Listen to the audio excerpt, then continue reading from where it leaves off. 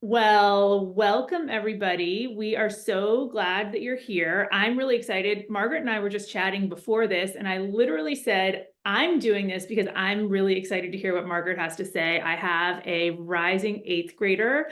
And we did this when he was in fifth grade, and I was like, I need to hold on to every single nugget because everything she said was so useful and so helpful and has helped me over the last 3 years. So I'm really excited to revisit it with her. I also am a licensed clinical psychologist. I work for Active and Connected Family Therapy. We see children, teens, college students, and families. And so over the course of my work, I've been able to sort of watch students go through the entire college application process, and then I get to see them when they're in college. So I have a pretty long-term view of how the college application process in colleges can impact mental health. And so I'm going to share some strategies with you all about how to parent through the application process to set your kids up for success during the process, but also once they're in college as well, because that is equally as important to all of us as parents. I want to start by just talking about the fact that we are in a mental health crisis. I'm sure you all are well aware of this. Probably you have teenagers, so you might be seeing it in your home. I know that I am. Life seems pretty difficult for teenagers right now, and I also see it in my office. I oversee about 50 clinicians across the state of Virginia and in North Carolina, and taken together, we can really see the toll of the mental health crisis on teens. And there's new data out that says it's highly related to phones and social media use, which I'm so glad we are finally coming together to start solving that problem. But in the meantime, we are still parenting children who are struggling. And in all honesty, about 20% of teenage girls have what is considered a diagnosable mental health disorder. So anxiety, depression, suicide attempts, a diagnosable mental health disorder. And about 60% say that they feel persistently sad most of the time. So whether you have a specific diagnosis of anxiety or depression, or whether you are just experiencing a lot of the symptoms, we all know that kids are having a hard time. And so how we walk them through this college process is so, so important. So I'm excited to just talk about it, and I'm going to share some information. Margaret's going to share some information, and then we will have time for questions. Okay, this is going to be the hardest thing that I do all day, which is sharing my screen. Now, I've deleted every single window so that hopefully I can get you there quickly. And also I didn't want you to see all of the things that I have going on, but let's see. I got it. Can you see it, Margaret? Yes, ma'am. Perfect. Here we go. So again, I have taken a whole bunch of information after about 20 years of walking high achieving families through mental health during teens and college. And so I have found really specific pitfalls that parents sort of fall into. And now that I am parenting a child in this age, I see how easy it is. I absolutely know how easy it is to kind of run into these patterns. So everything that I'm telling you is probably going to seem pretty basic, but also really, really hard. And it's okay that it's hard. So just realize that some of this stuff will be hard. So overall, the big picture for your relationship when you're talking about walking your children through the college application process, it is really, really important to remember that this is ultimately about them. We live in a very high achieving society, and I'm willing to bet that a lot of people on this Zoom consider themselves high achievers. And so I am absolutely a perfectionist, so I'm not judging anybody who wants to get things exactly right. However, the expectations that I have for myself are not always the same expectations that are as easily accessible to my children. And so it's really, really important for us to be aware of our own pride, our own ego, our own expectations, and really try and see our children for who they are. And that can look a lot of different ways, right? So that can look like the size of the school they get to, how fun the school is that they get into, where the school is. I personally have dreams of going to, I'll just be honest with you, I think it'd be really fun to visit my kids in college and go to sporting events and like tailgate and, maybe like sit outside and have a glass of wine and watch students go by. That might not be my child's dream. And it's going to be hard for me to put my dream on the shelf to allow my sons to do what they want to do. But that's the reality. This is about them and their life. And I can just go visit UT Austin on my own if I really want to. The second big picture strategy that I have for folks is to avoid talking about do this just getting into college, or do this because it will look good on your application, or once you get into college, everything will feel better. And the reason for that is because that really sets students up in college to have a really difficult time. So number one, if we say just do this activity because it's going to look good on your college application, that actually leads to children not finding joy in what they're doing. So I might say to my son, go, ref these soccer games. That will look so good on your application. So he's going to sit there and be like, look at me doing this for my application, instead of being like, wow, I love soccer and that's why I'm doing it. Just saying that really steals joy from our children. Secondly, what can happen is that once we teach our kids to always look to the future, right? You're not looking for that joy in the immediate. Every single thing that we have high schoolers doing is sort of a get into a college mentality. And when you do that, you're essentially saying to your kids, don't have fun now. Don't live in the present now. College is going to be where it's at. But we all know that when we don't live in the present, we become more anxious, we become more depressed, and we carry that expectation into the future. So if you want your children to feel happy and healthy, teach them how to find joy in their day-to-day now. And if you teach that now, they will then be happy in college. Additionally, when we talk about just do this because it's going to look good in your college application, or college is going to be the best time of your life, the second kids get to college and they struggle with something socially, emotionally, academically, they have these huge expectations that it's supposed to be perfect. And so when they have a hard time, they feel like something's wrong with them. So when I talk to the college mental health people, like counselors at UVA, JMU, VCU, when I talk to them, they say that one of the things so many students struggle with is that if they have a very typical dip in their mood, they assume something's wrong with them and they're not living college right. So it's really, really important that we say to kids, college is great. It can be really fun. It's also really hard, and you're going to have anxiety. You're going to be worried about things. You're going to have sad days. And that still means that you're doing college right. College is just a phase of life. It does have some unique qualities to it. And it's also going to be hard because sometimes life is hard. And going along with that, for you, the idea of just getting into a good school does not necessarily mean that your student will be happy. And so if you do send them to what they think is their dream school and they feel sad, it doesn't necessarily mean that it's the wrong school or they're not supposed to be there or something is wrong with them. It just means that they are a student and they are a young adult, and being a young adult is difficult and they're experiencing their ups and downs there. That gets complicated when there is a hefty price tag on that experience. I understand that. And so you have to be aware of that. Just because there is a price tag associated with whatever school they're going to, it does not mean that they're going to not have those ups and downs. And so I think remembering that no matter where they go, no matter how much it costs, they are still going to be having those ups and downs.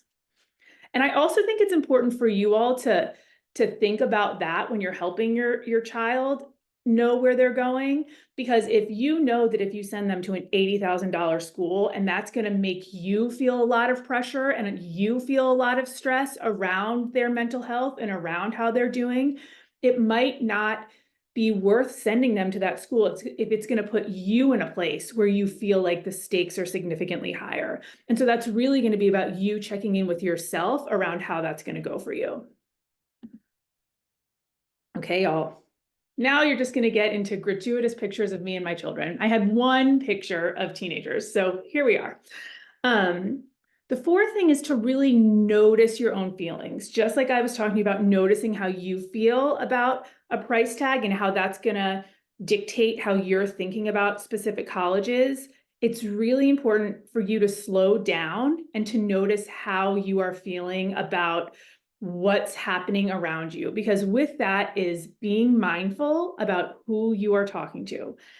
I very frequently will go to the side of a soccer game and I will talk to a parent, and the parent might say, "Oh, yeah, well, my son is doing this goalie training with the UVA players." And all of a sudden, my heart is like, "Oh gosh, like he's doing training with the UVA goalie? Like, I'm not doing that for my kid. What's wrong with me? How come my son hasn't asked me that?" When I talk to other parents, I obviously have a natural response to how am I doing? What am I doing right? What am I doing wrong? What should I be doing? And where should my child be? So then what happens to me typically, and I'll just be honest with you about this, I said this stuff is actually really hard, is the second I get in the car with my son after soccer practice, I'm like, "Hey, why didn't you tell me about that opportunity with goalie practice? Hey, what's going on with this? Hey, what's going on with that?" And I'm sort of taking out my own anxiety on him. That happens all of the time in the college application process, and it can make kids feel out of control because they don't know when they're getting your anxiety. So for instance, if you talk to someone and you hear, "Oh, we're visiting Yale. I'm going to take my child on a trip to Yale." All of a sudden in your head, you might start spinning. You might start your own spin about Yale. And then all of a sudden, next time you see your child, you're talking about a visit to Yale. But your child is already thinking about the homework that they have to do, or what they want to wear to prom, or how are they going to manage a friendship stress. And then you come in totally out of their control with your own anxiety. So you have to be really thoughtful about when you are talking to your own child about your own anxiety, about what they're doing, because it's already hard enough for them. So let's be thoughtful about what we're bringing to them to help them manage their own anxiety through it. And in that as well, all of these feelings are normal. That's why I'm telling you how I spin about it, because I know that it is normal. I talk to so many families and so many parents about this normal anxiety we have about this huge process. But it's really important that we do our best to manage it so that we don't show them to our kids. This is a huge, huge undertaking for our children. Feels like the biggest decision that they're ever going to make. And in many ways, it can be. It makes me anxious that they are so underdeveloped in making big decisions. There's a huge and hefty price tag on it. And we all have really fond memories of college, or we have somewhat fond memories of college. So all of that coalesces around this one decision, which makes it really, really challenging. So it's really important that you do your adult work of managing your own feelings and being really calm for your kids, because they're going to be bringing you all of their anxiety because they have it. It's a huge decision for them. So that's the big picture, y'all. I have some pretty specific strategies for how to make the process easier. And the key component to all of this is just making planned times to talk. There are a lot of things you have to talk about with the college process starting in 8th and 9th grade. You have to start talking about it. But if you're talking about it all the time, your kids are feeling anxiety and stress all of the time. And so it's really important that you place boundaries around when you are talking about it so that they have a sense of control and they also know what to expect. So I really talk about a quarterly planning meeting. When you have someone like Margaret on board, some of those are baked in. And to be honest with you, it's really nice to have someone else lead those meetings because it can get just contentious between children and their parents, and that is absolutely normal. So if you sit down for like a 2 or 3 hour quarterly planning meeting, and then as you get closer to decision time, making weekly chats. So every Sunday from 4 to 5, we're going to sit down and just talk about, hey, do you want to go to Yale? Hey, have you been doing that goalie training thing, instead of kind of on the fly where it's based on our feelings? I did have another thing that I talked to a student about yesterday, which is also only making decisions in really distinct periods of time. So I see a lot of kids who maybe have like 5 places that they've gotten into, but they're doing they're doing visits across multiple weeks. So essentially, if they have 5 visits across 5 weeks, their brains want to spin for 5 weeks straight, weighing the pros and cons of all 5 of these schools. But they don't necessarily have to make any decisions until they have new information. So once they've gone to 2 schools, they can kind of say, okay, I'm going to weigh 1 and 2. I liked 1 best. Guess what? I'm not thinking about it until I have any new information. Okay, 2 and 3, I liked 2 best. Done, decision made. I'm not thinking about it until I have any new information. The other option to that is to go for 5 weeks and literally just take it all in and not allow yourself to make any decisions, and then just spend 3 hours after you have all the information diving in. Kids really benefit from one of the 2 strategies. Either make it step by step and then you're done with it, or get all the information and really go hard for 3 hours, but it's really limiting the time that kids are allowed to spin and feel anxious about this process. Okay, what's up? And this is for the way you talk up to them and talk to your kids about this process. This is how my children feel when I try to talk to them about feelings. This is who they are, right? They have a psychologist as a parent, so it's all I want to talk about. They're also watching TV in here. I thought you guys would get it. The important part for you as parents is that it is really important for you to remember that people, meaning your kids, but also you, don't make plans to do anything until they feel heard. So I don't know how many of you have ever talked with maybe your partner and you're like, I'm frustrated with my boss. And your partner says, well, just do this, or just do that. Or why don't you just like tell him what you really think, or something like that. And all you really wanted was someone to listen to you, and you actually knew what to do, and your partner is jumping in and telling you what to do. You know how that feels. You know that can feel really frustrating. At least that's what all the marital research says. The same thing is absolutely true for kids and parents. Teenagers don't get into action until they feel like their parent is really, really listening to them and understanding. So at the beginning of this process, it's really important for you to invite your child to talk about how they're feeling and really, really listen to it before you start saying, well, write to this school and go make that Excel sheet and Google this school and see what you think. It's really important that you sit and listen first, because that's the only way they're ever going to move into action. And so I have some questions in here that can help you begin to talk about how they're feeling, because if you can get through that, they're going to go into action, which is just, how are you feeling about the process? How are you feeling about my role and how I'm doing it? And how are you feeling about the idea of college? Kids are scared. They're talking about leaving home for the first time and making a decision that feels like the biggest decision of their lives. And your feelings are also really weighing into this. So the idea of college is huge to them. And you want to allow them the opportunity to talk about how it does feel to think about leaving home and to be living independently. It's really important that you ask questions clearly, like, is there anything stressing you out? And is there anything I can do to help? So just really talking about the process with them and asking words that are going to activate their ability to think about their feelings. And I promise you, this is also really hard. It is your job to validate, validate, validate. Even if it doesn't really make sense to you, it's still important to validate. So if your student says, I'm really stressed about the idea of like walking into the dining hall. The dining hall really stresses me out. Like, what am I supposed to do? How am I supposed to know what to eat? Who am I supposed to sit with? Instead of just saying like, oh, you'll figure it out when you get there. The idea is, yeah, that does sound stressful. It is going to be sort of complicated. I get it. I get why you'd be stressed about that.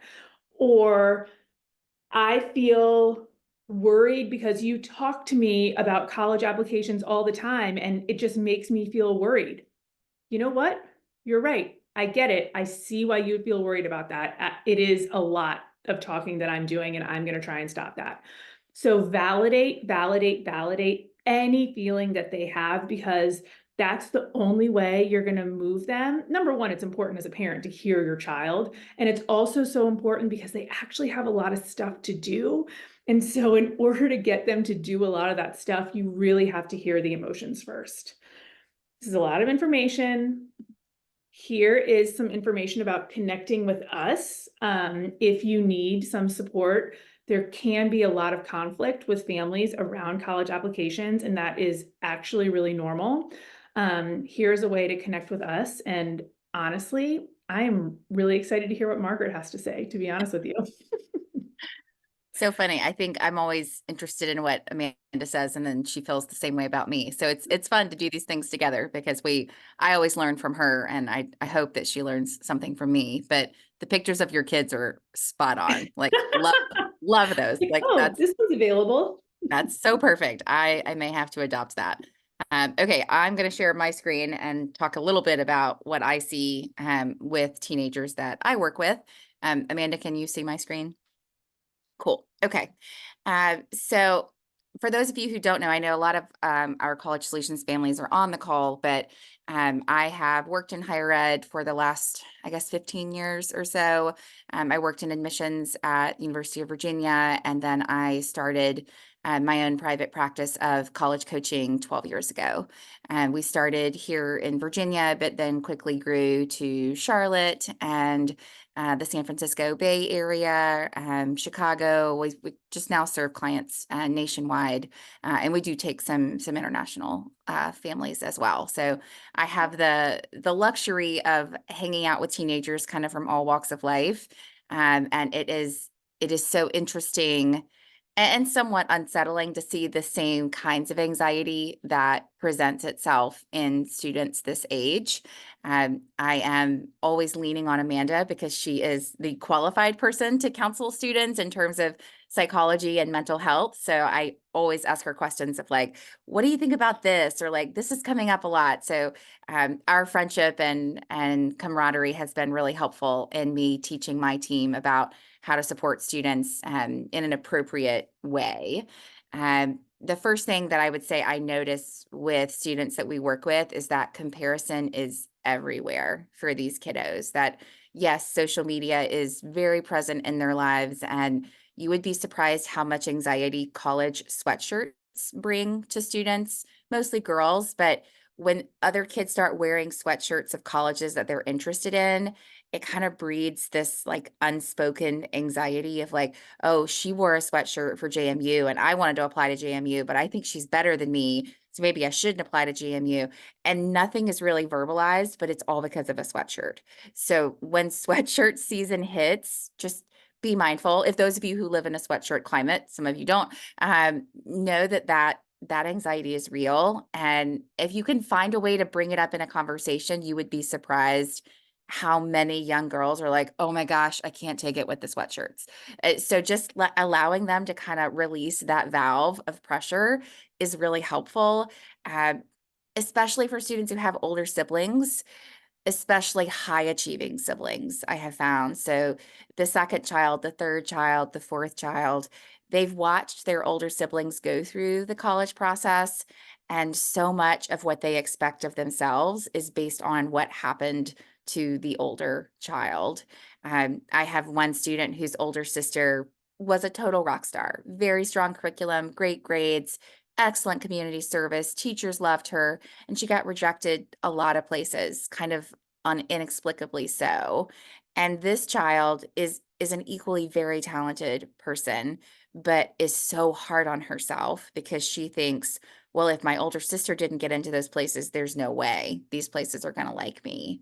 And there's no real data to support that assumption about this child, but she has just kind of put that on herself of like, well, gosh, if my older sister's not good enough, I certainly won't be either. That may not come up in a parent conversation. Honestly, it usually doesn't. When I hang out with these students, most of the times parents won't come because sometimes things will come up in conversation when parents aren't around. So having someone in your child's life, not necessarily a college consultant, a therapist, a coach, a church leader, just where they can say what they're really thinking without fear of hurting your feelings, the parent, or maybe instigating some sort of discussion they don't want to get into. So just know that comparison is a real part of their lives, from social media to sweatshirts. And if you can kind of help them name that, I think it's really helpful. If it doesn't feel comfortable as a parent, have somebody who loves your kiddo talk to them about it, because it is kind of this unspoken pressure in their generation. Can I add one thing to this that's Yes, sort ma'am. of off topic, but it's talking about families, because I do talk with a lot of families. And one part of parenting a child through the application process is that it can overtake your life, especially junior to senior year. Every dinner, you're talking about, where are you visiting? Where do you want to be? And what that can do is that can end up putting more pressure on the younger siblings, and it's harder to include them in the conversation. So then the younger siblings do have a lot of expectations around the college process that you don't even realize are getting baked in there. And so it's really important to be thoughtful and more proactive than you would expect around balancing the conversation from colleges. Some of it is in front of the younger siblings, and a lot of it is not. At the same time, and I find this this is like one of the best parts of my job, is I very frequently have families where maybe a middle or younger child is anticipating the older child leaving, right? And so then that's also causing some anxiety and stress for the younger child. And one of my favorite interventions is to do a session where I help the two siblings talk about what their relationship is going to look like once they go to college. So it might be the younger child saying, I'm really going to miss you. I'm sad. I'm nervous you'll forget about me. I'm nervous you're going to be leaving me, maybe with mom and dad, and I'm going to have to do all of the dishes, and I'm worried I'm going to have to take care of them, whatever family dynamics exist, because they all do. And then the older student who's going to college really saying, I'm going to be here for you. You're my sibling no matter what. I love you. We can do a FaceTime once a week. We'll do text, but really talking about it, because those younger siblings are anticipating it and don't feel like they have the space or words to talk about that, because the getting into college conversation has become so big. It's a great point. Yeah. There's just, I know as a parent, I'm like, oh my gosh, I have to think about that too. Like, if you're listening to this and being like, oh gosh, like there are so many consequences in this process, there are, and none of us do it perfectly. So please don't feel like we are sitting here telling you, like, we've done it perfectly, so here's how you should too. No, like I mess up every single day with my kids, and they aren't even to this process yet. So please don't feel like you're gonna either do this perfectly or do this terribly. There's clearly a continuum, and you will get there. So don't be short of breath just yet, please. The beware words. These are words that I pick up on as soon as a student says it more than twice in an office with me or in a Zoom with me. And the beware words are enough and should. That's when I start to really listen to what they're not saying. I'll give you some examples. With boys who are really mindful of getting into a good college, it's about doing enough. Am I playing enough lacrosse? Should I be playing on a club team? Is that enough? Should I be going to the weight room more? Is that enough? My friends are going on the summer thing. Is that enough to go to college, or should I do something else? The activity of what is enough? Am I doing enough? I usually just put a kibosh on it right there and say it's one of my least favorite words. And I don't think it serves a teenager to think like that. We're going back to the comparison piece, but trying to just do enough to earn this thing that they don't even know what they're earning is not, in my opinion, a joyful way of living. And joy is still should be present in this process. It's exciting. And, if you can help your child think through, like, you can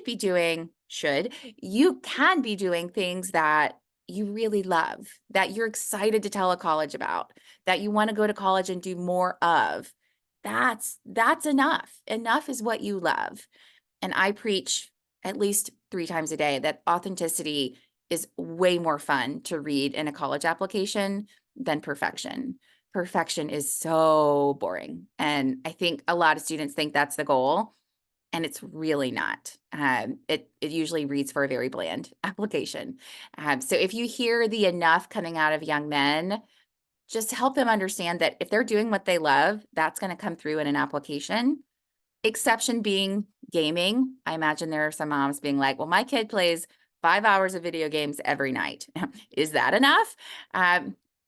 Well, I encourage you to think about the skills that come out of video gaming. So like collaboration, strategy, there are things that are good about video games, but then there are also things that are good about boundaries. And you kind of have to work through that with your kiddo, but try not to label something like video games as just bad, because as soon as you say that it's bad, they're going to want to do more of it. So if there can be some recognition of like, I love that you're playing with your dude friends from school. I think that's cool.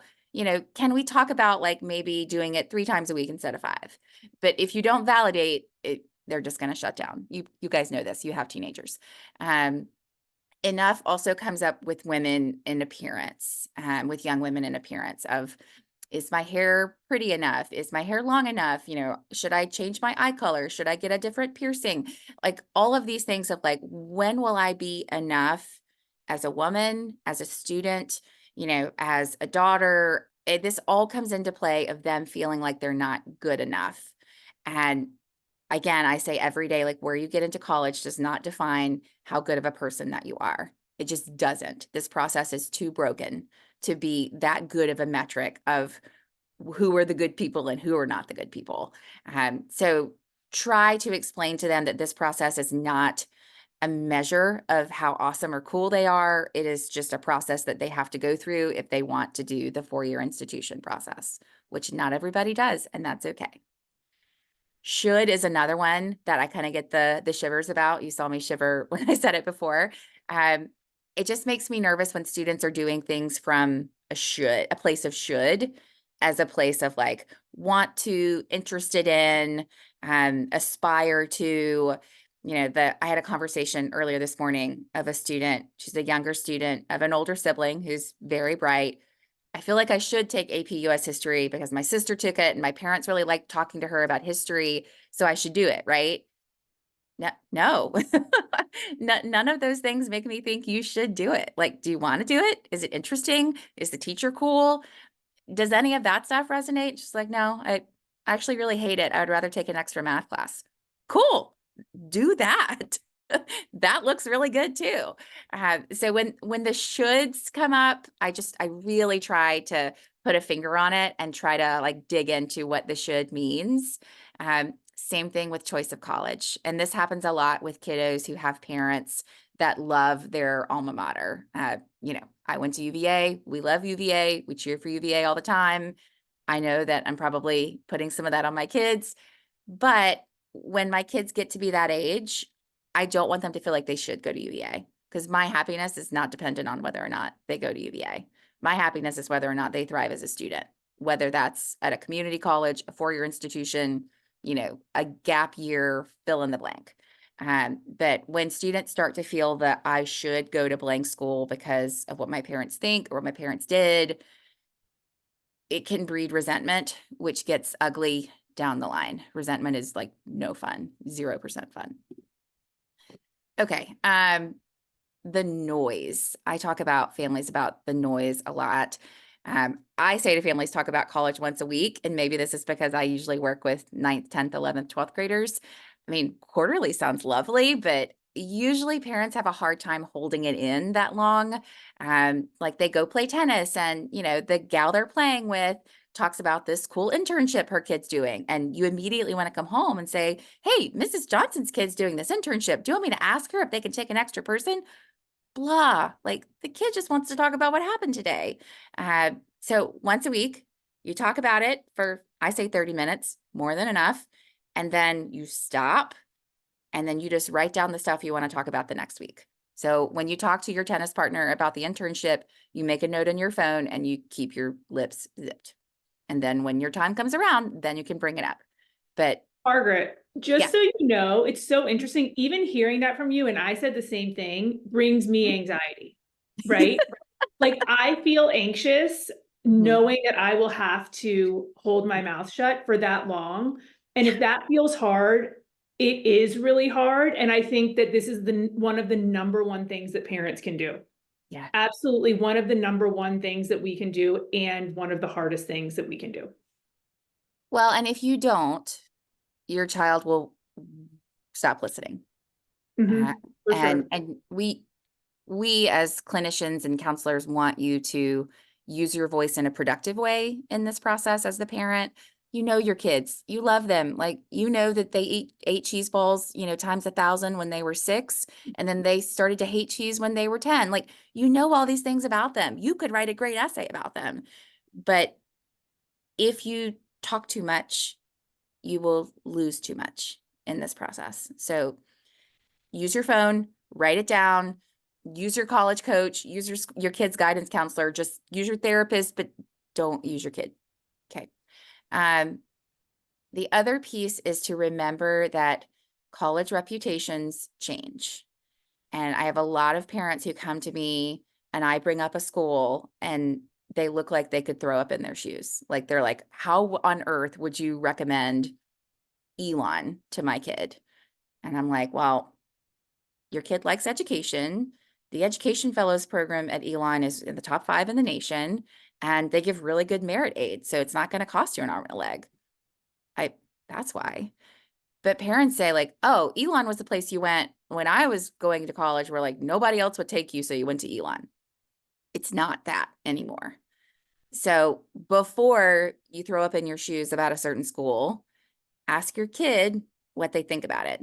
Because if you automatically come out and say Elon's for dummies, which it's not, kid's going to say, if I go to Elon, my parents think I'm a dummy. And you can't erase that. Even if you say it in jest, it doesn't go away. So really try to do your research on these schools, or ask somebody, like, why would you suggest that, before you just puke on it, because that's not fun. Also, on a college visit, I'll just throw this in. If you're visiting a college with your child, don't stand in the front of the line. Don't be the one asking all the questions. Let your child just soak it in, because if they are fighting anxiety about how embarrassed they are because of how into this process you are, they won't be able to really assess a college environment.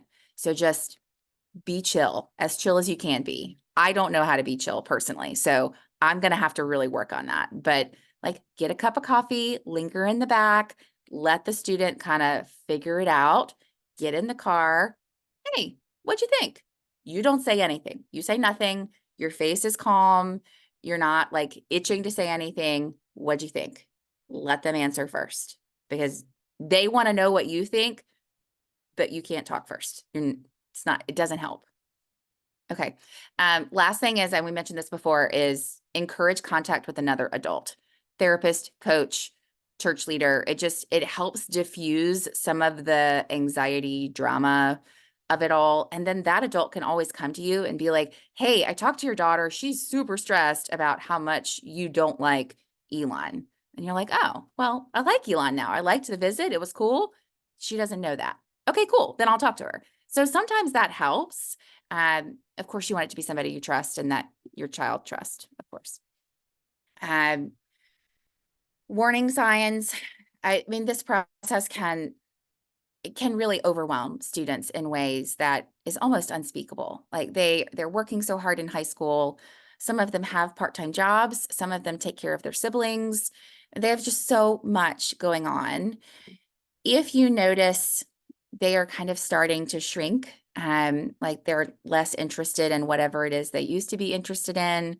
They're not playing video games like they used to. They're not seeing their friends like they used to. They're not excited about their new pair of shoes, like whatever it is. If they're just less of what they used to be, just start to notice. Don't ask, just notice for now. If they're craving more time alone, notice that. And decreased motivation usually shows up in school, of like, oh, this teacher hates me. I'm just not going to try because they're going to give me a C anyway. And if that's new, like if that's kind of been the way your student approaches school, that's different. But if there is a decreased sense of motivation, like a defeat kind of sound, you want to watch for that. And be thoughtful about how you ask about it, because typically these students are either bordering on or approaching some sort of depression or anxiety challenge, and they may need like clinical support at that time. I mean, I've worked with many a student who has literally been put into a facility because this process has been too overwhelming.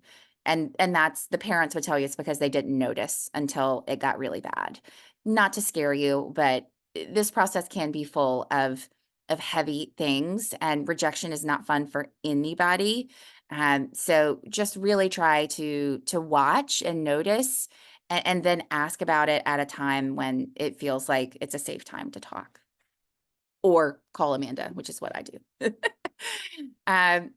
Last thing, a lot of families will say, should we tell a college that our child has depression, anorexia, has been in a facility, you know, has dealt with self-harm? Like, do we tell them that? I don't like to say this, but it's the truth. Colleges would prefer not to know. And I will tell you why.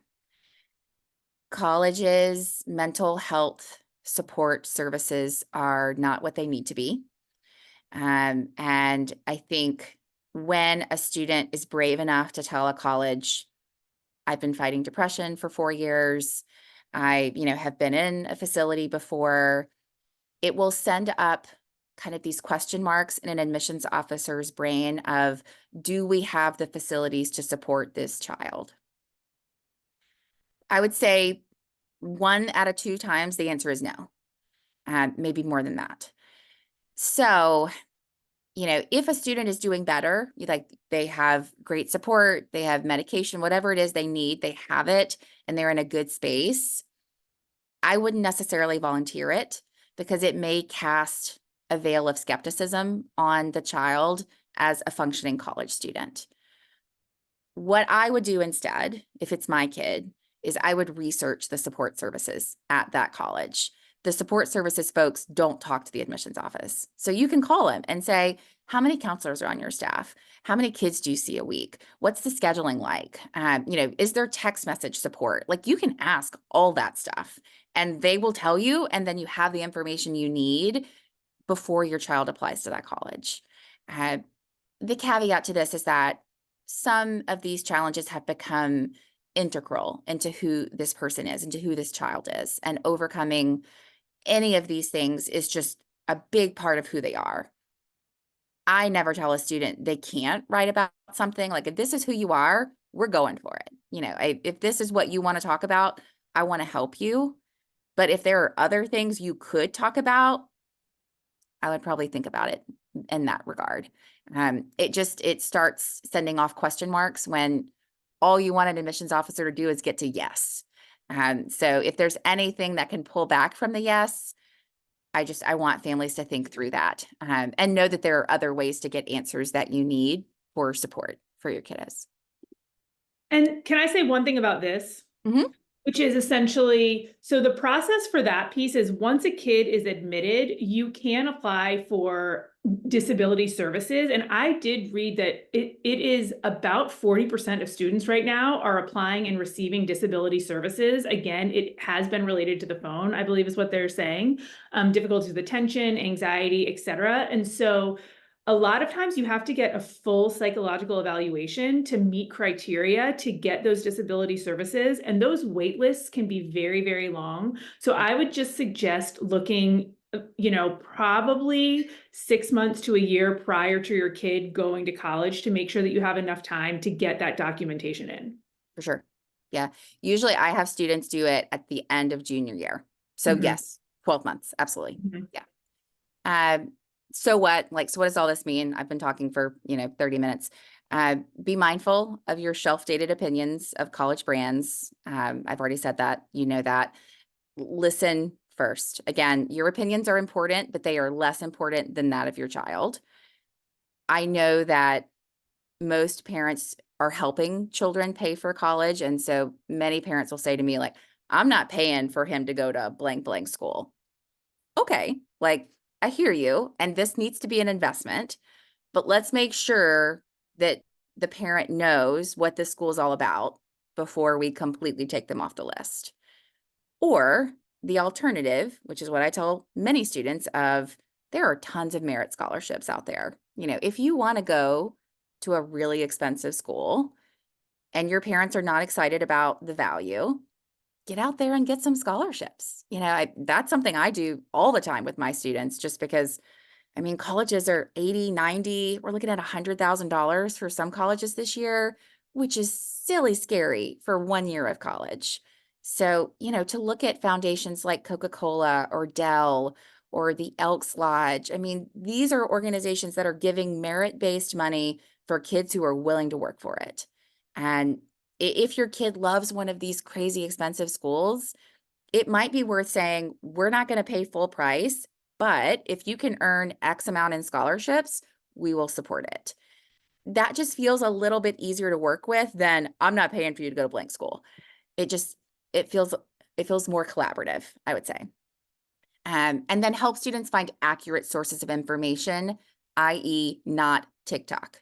TikTok is not a place to learn about colleges. I say this all the time, every day.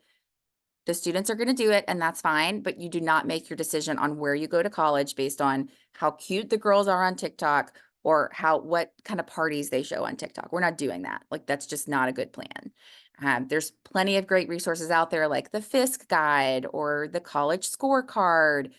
Niche is fine. Like, there are plenty of things that are reasonable sources of data. Social media is not it. So that's my preaching about that. Let's see. And same thing, get in touch with us. You know, I love what I do. My team loves what we do. We do complimentary consultations all the time just to teach people kind of what to expect about this process. So if that is helpful, like, you let us know. We're definitely all in for that.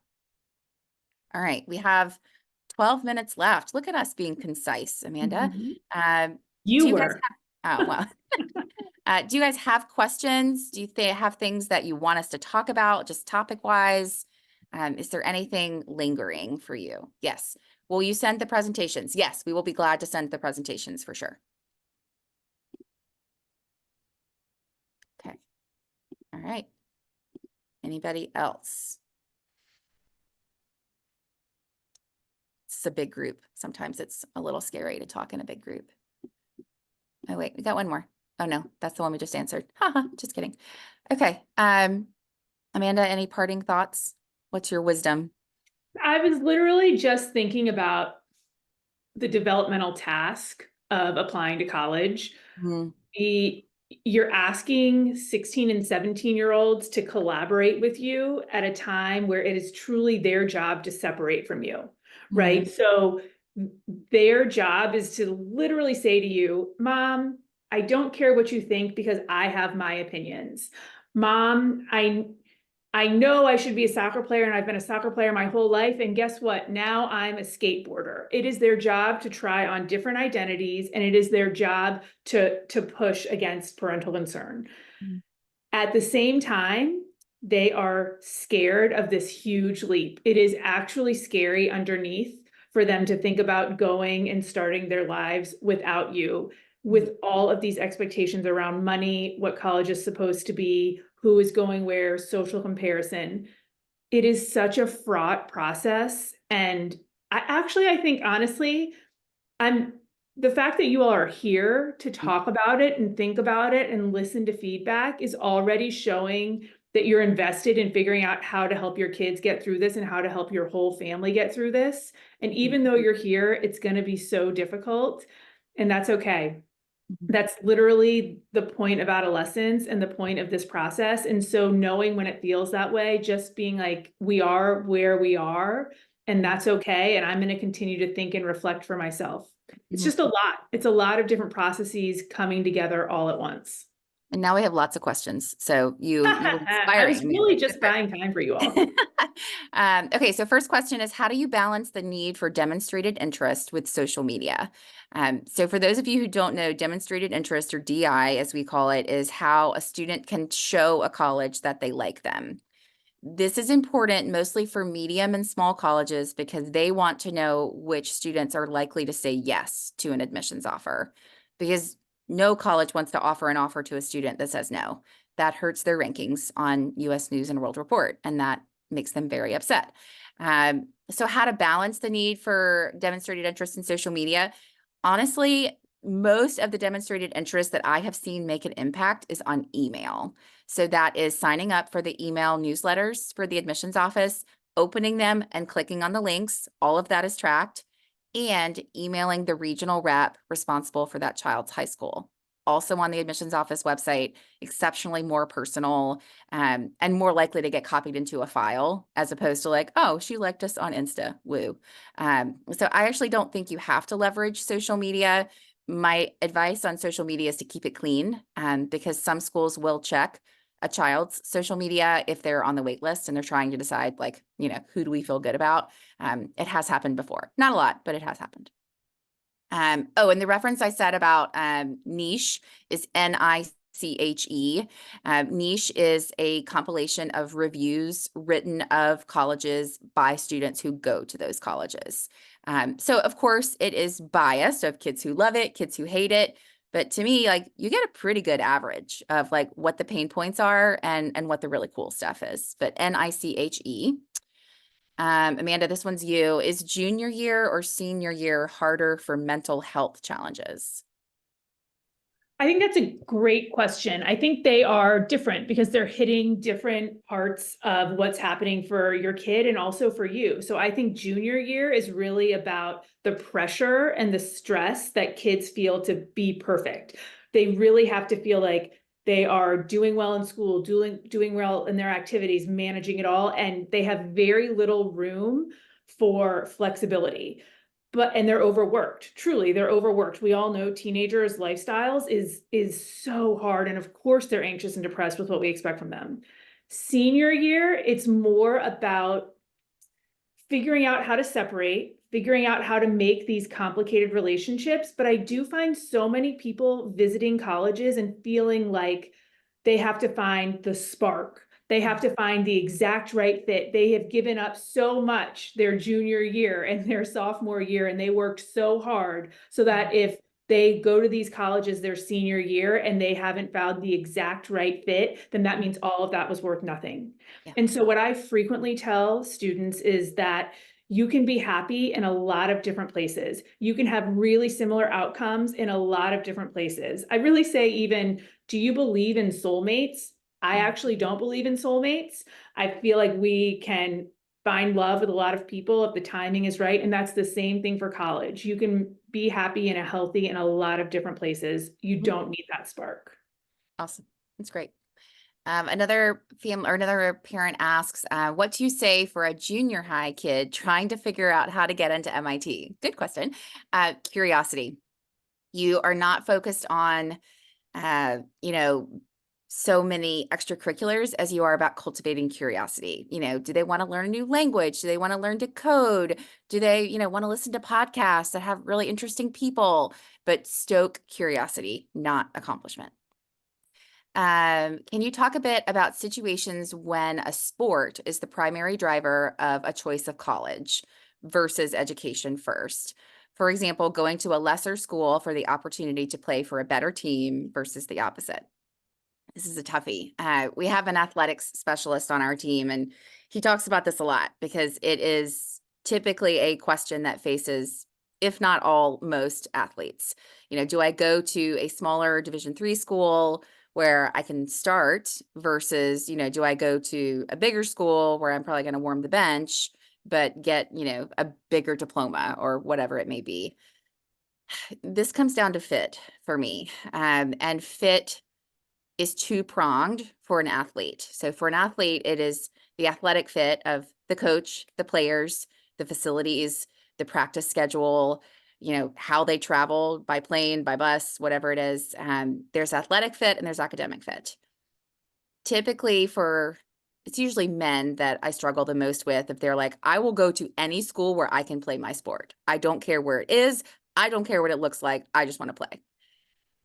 I usually do the broken leg scenario of like, okay, let's say you go to blanky blank school and it's in the middle of nowhere and you don't even like the majors, you're just there to play and you fall on the ice and you break your leg on day 3 of school.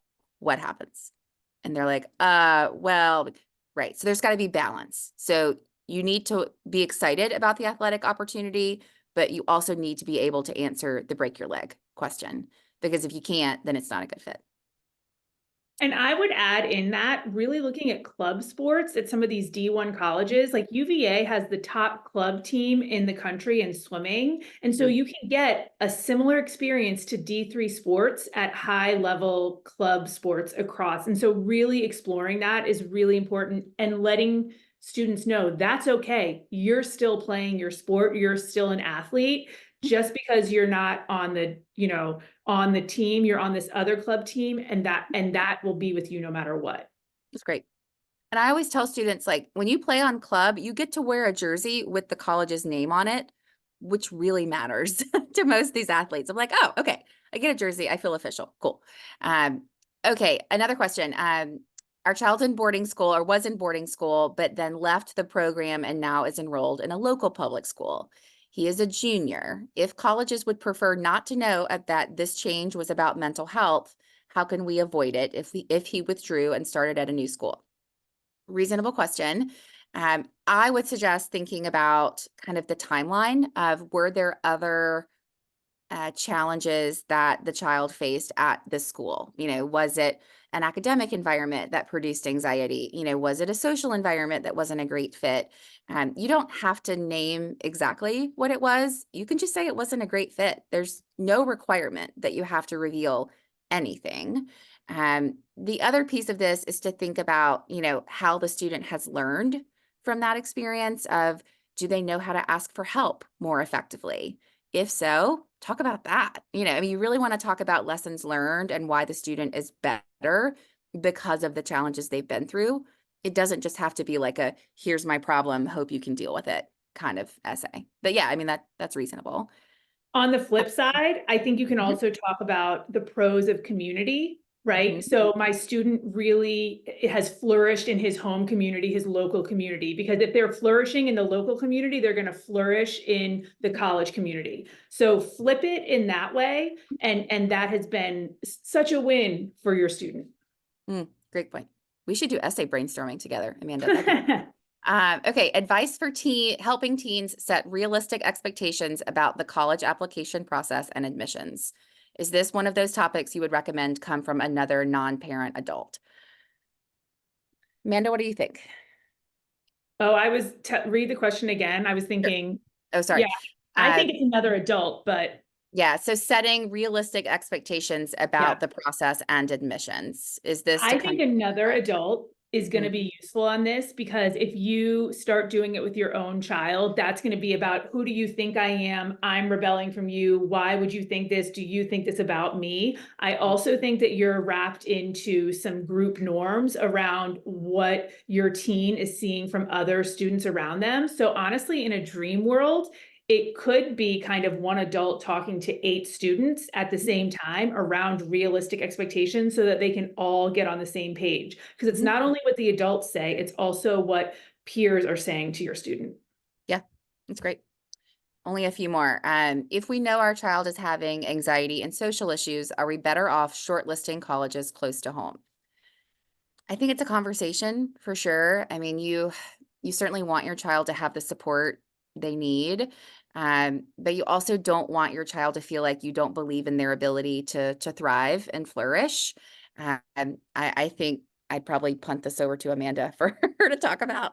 I think it's too broad of a question to know the answer for that. Okay. Um, and I think you have to be realistic with yourself around what you are going to be able to do. I've had a parent of a student literally sleep in a hotel room every night with her student who was having anxiety, and that just wasn't realistic. Even though the college was an hour away, it wasn't realistic for the parent to sleep in a hotel room. So I just think you also have to be realistic about your flexibility and the support that you will be able to provide anywhere.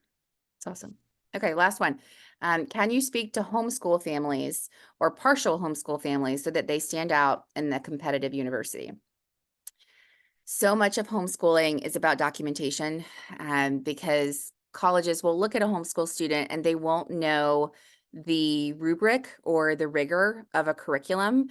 There are some curricula that are more well known than others, but I would suggest if you're a homeschool student, You really need to be able to document the classes that you've taken and the level of rigor. So reading list, number of pages written in essays, that sort of thing. And then the big piece of homeschooling is standardized testing. That's really the best way to set a homeschool student up to compete in a competitive atmosphere, because that will be a metric that could be compared against other students from different academic backgrounds. I work with a homeschool student now, and she hates standardized testing. And so we're kind of having to work through that with, we have a test prep tutor that's helping her, and it's just going to take her more time to get a score that really represents her abilities. But that's okay. We know that she needs a score to compete, and you just have to make the plan and work the plan. Okay. All right. I know we ran over, guys. I'm sorry. We will send out a recording and the PowerPoints, and know that you can reach out to either one of us. We're happy to help you.